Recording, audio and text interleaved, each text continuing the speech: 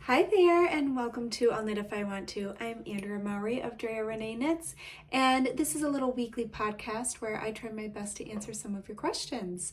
Today I am wearing my hoarfrost shawl. You know, our weather's been a little bit all over the place. We've had the most delightful bringing in of autumn. I swear, this is the first time I can remember since I was a kid where fall just came with the first day of school. It's been delightful. And this morning, actually, my walk was so chilly, but now it's quite warm outside, so I'm wearing a dress, which I'll tell you about in a minute. But in our house, because it's been so cold and we have yet to turn on our heat this year, it's really chilly. So thank goodness for shawls. So this is the hoarfrost shawl. This is one of my favorites. Sorry, I think I have a fiber fuzzy, which is not surprising when you're in my line of work. This one's one of my favorites, and I think it's kind of a little bit of an unsung hero in my patterns. I wear this one actually all the time, but compared to some of my other shawls that have a little bit more going on like color-wise, this one's just this perfect shade of gray that I love so much. Unfortunately, this yarn dyer actually stopped dyeing yarn before the pattern got released. It was Lake's organic yarn, and they had such lovely bases. I want to say this is a Targhee maybe, but it was the most perfect color of silver, and it has one of my favorite stitches. You've seen it in the Come Back Again. You've seen it in the Big Cozy Cardi, in my Oxbow socks. I use it all the time. It looks great on both the right side and the wrong side. And then it has one of my favorite little lace. This is called, I want to say pinecone lace maybe. But I love it. It's a really nice one. It has a nice rhythm to knit it. And so anyways, it's just one of my faves, and it's keeping me warm in my very chilly studio right now. With it, I am wearing my newest dress that I made yesterday. This is called the tie dress, and I believe it's from Sewing Therapy. And it's really fun because these ties, first of all, pockets, because we always need pockets, but it has these 4 ties. So it has 2 sets, and I just have to show you. So you can wear them just loose, which I actually really like, but if you don't want it to feel like you haven't, finished off, if you don't want them just hanging by your sides, you can also wear them just loosely tied at the side here, like this, which is really cute. Or how I just had it, you can tie, oh, I just saw my daughter running up to the door from after school. All right, you can tie it in the front and then tie them in the back. And I really like how this shows off, well, excuse me, the playful thing with the stripes that I've got going on. The fabric is a striped fabric from Babelism, and there's also a half, an elbow sleeve version, but this is so cute and something I wouldn't have thought to do. There's this little split, this cute little finished split in the sleeve, which I even think would be cute, maybe on the outside, in a little short sleeve sweater or something. Anyways, it's my newest dress. Okay, I do need to get snuggly though, because it's chilly. Also, you may have noticed I've got some new frames on. I actually have, for the past few weeks, you may have noticed I have not been wearing any of my glasses. And that's because my prescription changed, which is a bummer, especially if you are like me and you kind of like to collect frames, and then you have to go update all your frames. So I had picked up a new pair while I was in Seattle. I was really excited for, and they were arriving. So I was like, okay, I'm gonna send my old frames back to Portland, to my old optical shop that I loved so much, and have them update the frames in there. Well, my new ones came and there was a little bit of an issue. So I had to send them back to Seattle, but I'd already shipped out all my other ones to get those updated. So I have had some time with 0 glasses, and I don't have a super strong prescription. I'm usually fine But I think because it has gotten stronger, the past little bit has been really a little bit miserable, feeling like I can't see. I'm like, oh my gosh, I'm already going to be at that point where I have to make things on my phone bigger. And especially when I was sewing, I was feeling really frustrated because I just could not see properly. So I'm very thrilled to have my glasses back. Yay! All right, let's jump in. So I went to go. I already finished all my tea. I thought I still had some. I'll just have to make a cup after this. Okay, question number 1. I have a question about advancing knitting along a circular needle. Even when I use the suggested circular needle length, I find myself having to stop knitting and push and slide my work around. I have good strategies on how to hold the tension on the working yarn, but would love to hear your tips about inchworming the fabric across my needles. Is there a negative ease of sorts for the needle cable length that's ideal to help this move more fluidly? So I actually had this just the other day, and I never realized how much I roll around. Sorry about it. Just a wailing. So yes, I was working on a sweater the other day and was doing exactly that, where I'm like, I would have to stop and like pull, do like a pull of the needle and a push of the stitches to get them all down to one end.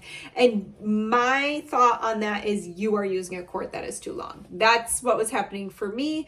Is I do like there to be, as you put it so eloquently, some negative ease. You want there to be like if this thing you were knitting was stretched out, it would be longer than the needle you're using. Because if it's the same length, it takes way more effort to push it around, where when their stitches are packed on a little tighter, they help push the work around as you're going naturally.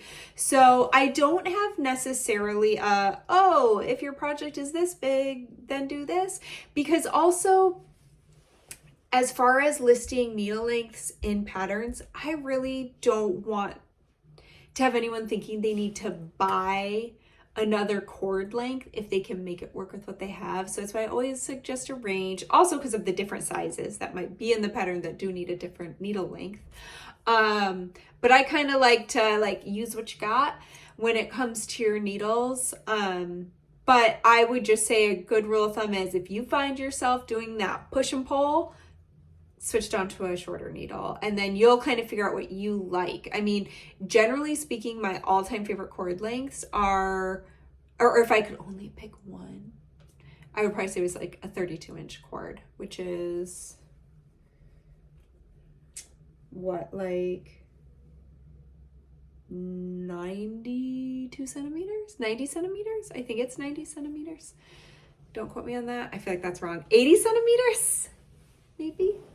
I think it's 80 centimeters. That's what I'm going with. That kind of tends to be one of my sweet spots, but it definitely depends on what you're knitting. But if you are doing the push and pull, and especially if you have interchangeables and you can size down to a shorter needle cord, definitely do that, because I think that's the issue. At least that is what I have found for myself. And I think that once you're on a needle where the stitches are packed in, you don't have to do anything special. They just kind of do it for you. The only thing else I would consider is check out your needles, and depending on what you're using, I don't know if you're using fixed or circulars. I didn't mean to say fixed or circulars. I meant to say fixed or interchangeables. So I don't see you mentioning what kind you're using. If they're fixed, this probably isn't an issue, but if it's an interchangeable needle, see if part of the problem is where the needle joins the cord. Because depending on what kind you're using, sometimes there's a little jump. So the stitches don't just move fluidly from the cord to the tip. They almost have to be pushed up and over, especially depending on yarn weight. Y'all know this is the one time I forgot my water for weeks. It's the one time, and I'm like, oh, I need my water. Okay, so check that join area because that might be one of the things you're fighting. Sometimes I'll even have, if it's a really old needle or old cord that I've been using a lot, sometimes they do start to get some wear and tear and something is snagging.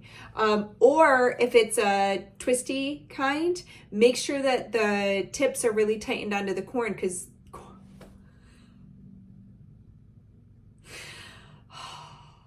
if I was one of those clever YouTubers who did a lot of edits, I would 100% be filling the screen full of stalks of corn right now. Cord. I don't remember what I said. Oh, twisting. Because the needle tip can come untwisted and cause a little gap. And then again, you'll have one little pesky stitch fall right into that gap and then no more can move forward. So kind of check out that area and make sure that there's nothing impeding the movement of your stitches from cord to tip. But yeah, otherwise just shorter cords. All right, next question. I have been spinning on a wheel for about 3 years. I can spin fingering weight singles, maybe even between lace and fingering. I apply 2 singles together and it ends up being a sport weight. But when I finish by soaking and thwacking, it really blooms to almost a DK weight. What is causing this? Am I underapplying? My guess is it's the fiber you're using. So different fibers are going to bloom differently. Let's say like a Polworth or a Targhee, those just plump up. So when you think about when you're spinning under tension because it's got to get pulled onto your wheel. So you are kind of squeezing, even if you're long drawing, it's still under tension on the wheel and it's wrapping around and it's being stretched out. So you're doing this and then you're going to apply it, same thing. It's still under tension. So that whole time it's being tugged. Then you put it into a bath and it goes, and it relaxes because it's no longer under tension. And all the tension that had kind of gotten locked into it is now releasing and it's relaxing and then it dries and it puffs up, especially with that thwacking. So you could also try not thwacking. Thwacking is something I do more if I need to rough up the yarn a little bit. For instance, if I'm doing woolen, if I'm doing long draw or something like that, where I want to felt that yarn a little bit to help its stability. Otherwise, I just snap. But fiber content is a lot of times going to be, and by fiber content, I mean not just wool or silk or what have you. I mean like sheep breed if you're spinning wool. Because different ones puff more than others. So it's kind of even how, you know, you've stretched it on your nitty knotty to put it into a skein before, again, more tension, before you have given it a bath. And again, all this, when it's stretched, when it's under that tension, even when you pull it off to measure it, especially depending on how long you let your singles rest, or maybe you spun up your plied yarn, or you plied your yarn and then it sat on a bobbin for a little while, or maybe it sat on your nitty nutty. Like it kind of locks in a little bit until you hit it with that water. But you may notice a lot of spinners are in the habit of measuring, they want to know their shrinkage. So they will measure the length of their skein pre and post blocking to see how much it pops up. Because there will be a difference. So that's also why you always want to count your yardage after it's blocked. And why you can't just assume that, oh, well, I have a 2-yard nitty knotty and I wrapped it around 200 times, so that's 400 yards. Well, sure, under tension, but once you have popped it off of there and it's no longer under tension and then you give it a bath, it's going to shrink up at least a little bit and you're probably not going to have that same amount anymore because your loop is no longer a perfect 2 yards. It's changed. So you're not doing anything wrong. It's not necessarily that you're underplying. You know, things like that can affect it, but this is also why this would be a good argument for sampling. So let's say you're like, oh, but I really want a sport weight. I'm trying to spin a sport weight. I keep turning into DK weights. So that is when I would just do a smaller little mini skein and go through the whole process of it, just how you're going to block your big skein, and then check it. And here's another thing that I personally have found with my Handspun. keeping in mind, I'm a novice, I'm a hobby spinner. There are people out there who 100% can just be like, this is what I want, this is what I'm going to spin, and it'll be great for them. But for me, it tends to be more like, buy the ticket, take the ride. So when I have spun it up, I will even have measured it post blocking, and I'll go, okay, this is the yarn weight I think this is. But sometimes when I knit it up, it's still, like if you knit a swatch and you block it, it might still puff even a little more. And I'll be like, you know what? This really wants to be knit up at a DK weight, not a sport weight. I need to use a bigger needle for this yarn. And a lot of that's also just the energy of hand spun yarn. I find that it wants to take up more space in the world than maybe a machine mill spun yarn. It's like there's more of our life force in it, and it's wanting to get out. So that's something I have found in general. I tend to think my default yarn is actually a sport weight, but I end up knitting it up like a DK weight more times than not. So it sounds like we might maybe have a similar default yarn. Okay, next question. How to alter a round yoke for a thin chest? I have made 2 so far and they look sad on me. How do I make one size on the front and another on the back? So this makes me think that you maybe are more back dominant because you want to make 2 different sizes. So you need more space in the back. You didn't necessarily specifically say that in the question, but this is what I'm assuming. And then you need less up here. So in the Ooey Gooey sweater, I actually put this as part of the pattern as an option.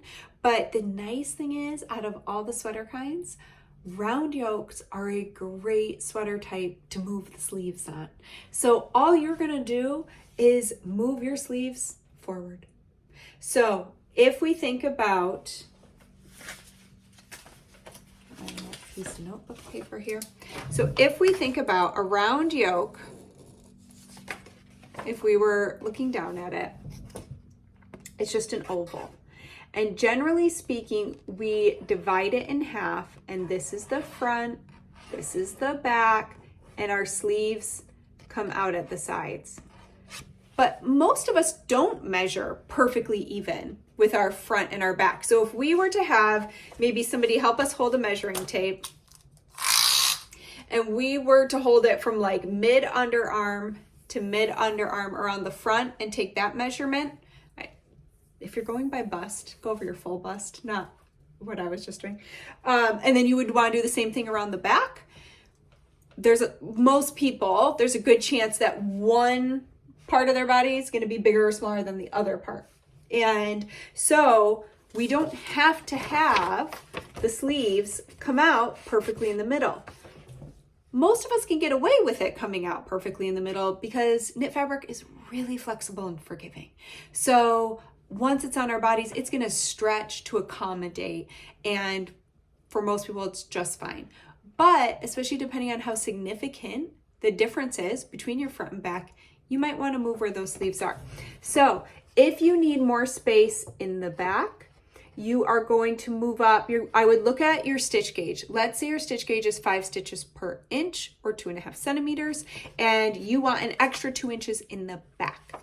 So I would say, okay, I'm going to take my stitch gauge. I'm going to multiply it by how much of a difference I want to see. So I want 2 inches extra in the back than in the front.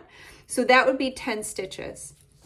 So let's say that this is a 200 stitch sweater. Typically, we would have 100 stitches in the back and 100 in the front, but we want 10 extra stitches in the back. So that just means we would do 110 stitches in the back, and then we would have to minus that and do less in the front. So we would do 90 stitches. So that would mean that the sleeves have now moved. I mean, I can't draw while it's up.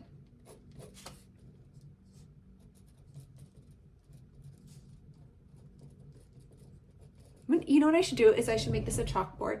I could put a frame and paint it with chalkboard paint, and I could draw things. I kind of want to do that. I could do little diagrams. I could be like, all right. I always wanted to be a teacher just so I could draw on a chalkboard. And you know what I really wanted? One of those cool little chalk holders. Did you ever have a teacher that had one of those? They always looked so fancy. Anyways, so we have moved our sleeves forward 5 stitches on either side, giving us a extra 2 inches in the back compared to the front. And so that's just an example. You could do any amount, or maybe you need the opposite. Maybe you're a bit bustier and you need more space in the front and you don't need so much fabric in the back. Move them to the back. So you can really move where those sleeves are coming out. They don't have to stay in the middle. That's just what we default to because on average, it works for the greatest number of people. But that doesn't mean that's how you have to do it. The only thing you would have to think about is patterning, and if there's a certain part of the pattern that would need to fall over where the sleeve is. But otherwise, you're going to join that body back up into the round, so the rest of it shouldn't matter. And a round yoke sweater is the easiest pattern to adapt to that, in my experience. Okay, dokie.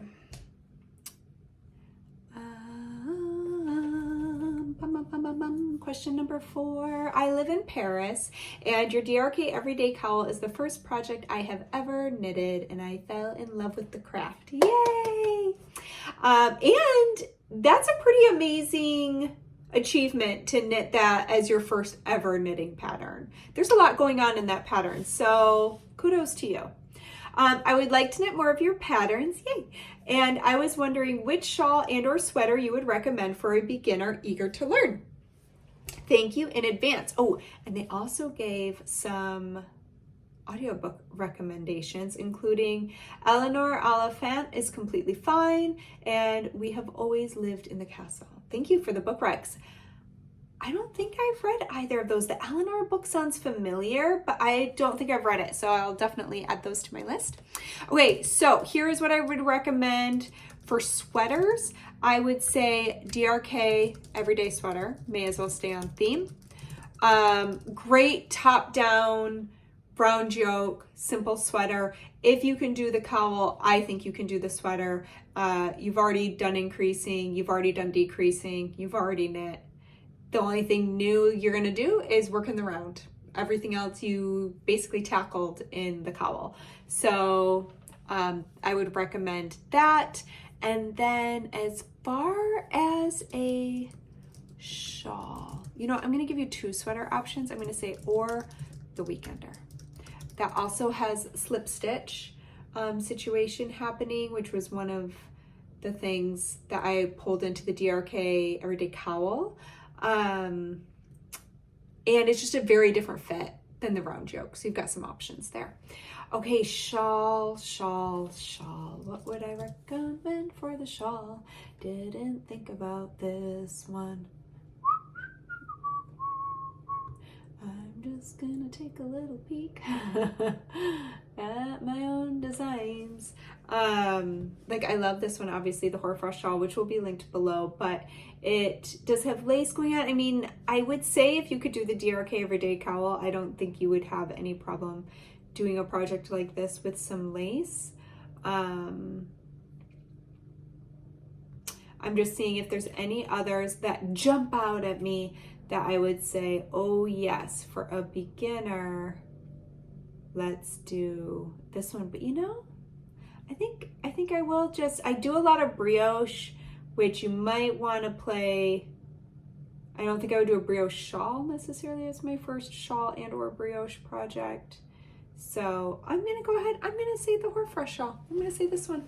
I think that you can do knits and pearls, and it would also level you up a notch with the lace at the end. Okay. Oh my gosh, y'all. I lost my last question. I accidentally somehow. Oh, and I remember what it was. Shoot.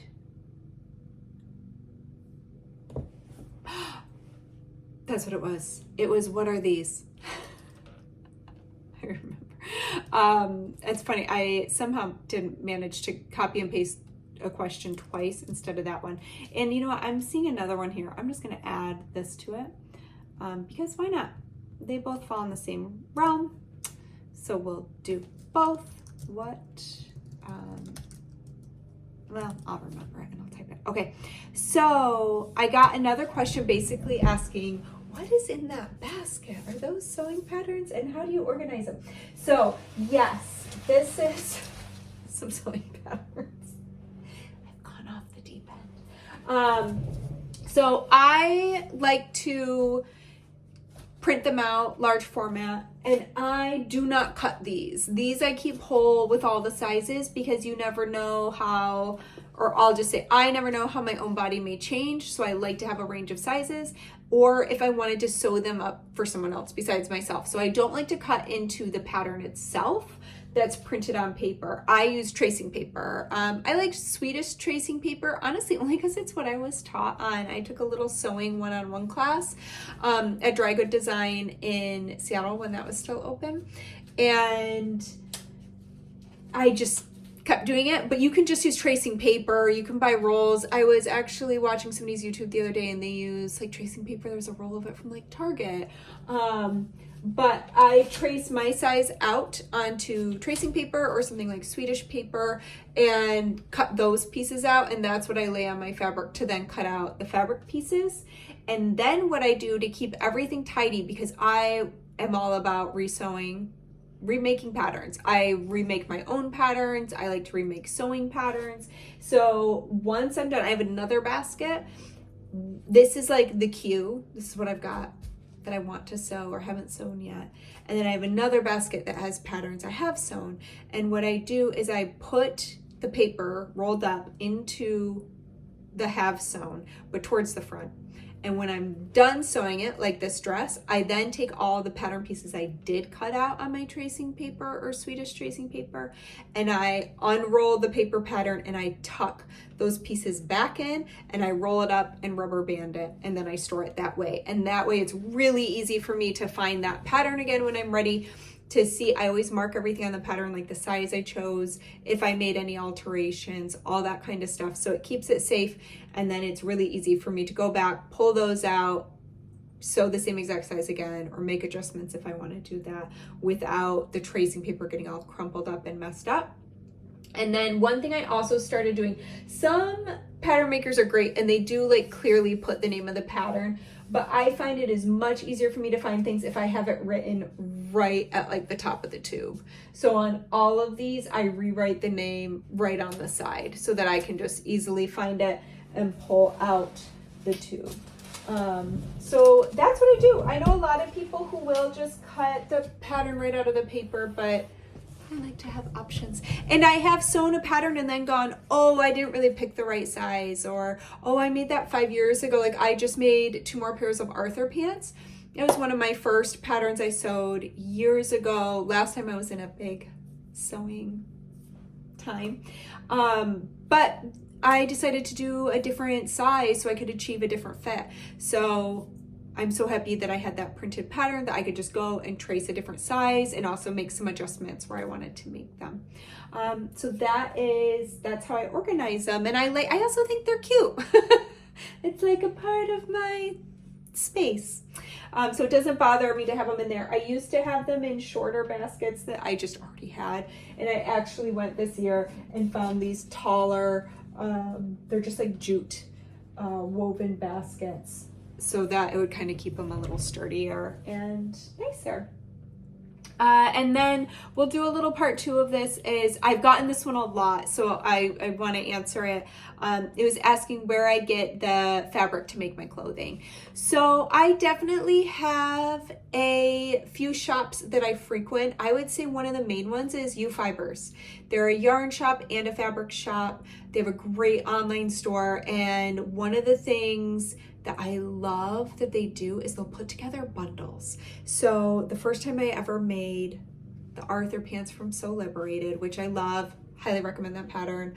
I got the bundle from them. It had the zipper, the thread, a new needle for my machine, a button for the pants. It just had everything. And especially I was new to a zipper fly. So to know that I had everything I needed was just like, took all the stress out of it. And I was like, I love a bundle. I like a kit. I like when I can say, okay, I like that one. Give me everything I need so I can make it. And I know I have everything, because it can be a little overwhelming to try to get all the things. Like I have a number of jeans I'm planning on making, which I'm very nervous and very excited about. But you need so much like hardware and things. And so I'm going to all these different places trying to get what I need. So I really appreciate when someone else does that for me. So I will throw them down here. I'm very lucky that I have a wonderful fabric shop in Old Town Lansing near where I live called Seams Fabric. And I'm so excited. That was just, I think, starting to open in its original location around the time I was moving, or like the year I moved. So now that I'm back to see that it's here, it's doing well, they've expanded, they have a beautiful space. It is really lovely to have a local place like that to go. So if you're in Michigan, I recommend checking it out. I'm trying to think if there's some that have closed that I used to buy from online a lot. Yeah, if I think of any others that are definitely like I repeat purchase from, I will add a link, but I'll definitely do U fibers. And I would also say sometimes if I'm looking for a specific fabric, there's also Etsy shops I've purchased from. Blackbird Fabrics, unfortunately, they are not shipping to the US right now. Core Fabrics is a good one. I've gotten, I think they're in Montreal. I got my jersey for my Nova jumpsuit from them. That was really, really lovely. Would 100% sew with that again. Oh, Lyrical Fabrics. I just found them a few months ago and have gotten a lot of my knits from them, my knit fabric, and been really, really happy with it. So yeah, I'll list those too. So yeah, I'll make a little list and I'll add it. But okay, so we have the Rhinebeck knit-along going on strong. We also have the Ooey Gooey Cowl knit-along that just kicked off. Again, for the month of September, I'm donating 15% of pattern sales for the Ooey Gooey Cowl to Sisters United. I'll keep the link in the notes below if you want to go check out Sisters United and what they're about and support them if you can or if you would like to. So we have those knit-alongs going, and today is going to be Friday. So registration for Vogue Knitting Live in New York is live. It went live yesterday at noon. So as of this recording, I don't know where they will be at with their ticket sales and with all of that. But if you are interested in getting a VIP package and coming to the keynote, I'll put a link in the show notes here too, so you can check it out. Vogue was one of those early shows that I went to as just to go, and then I taught there a number of times, and it's a really special one, especially if you want to go to the big city. So I will put a link down for that as well. And I think that is it. I hope that you have a great weekend, and I hope to see you back here next week. Bye.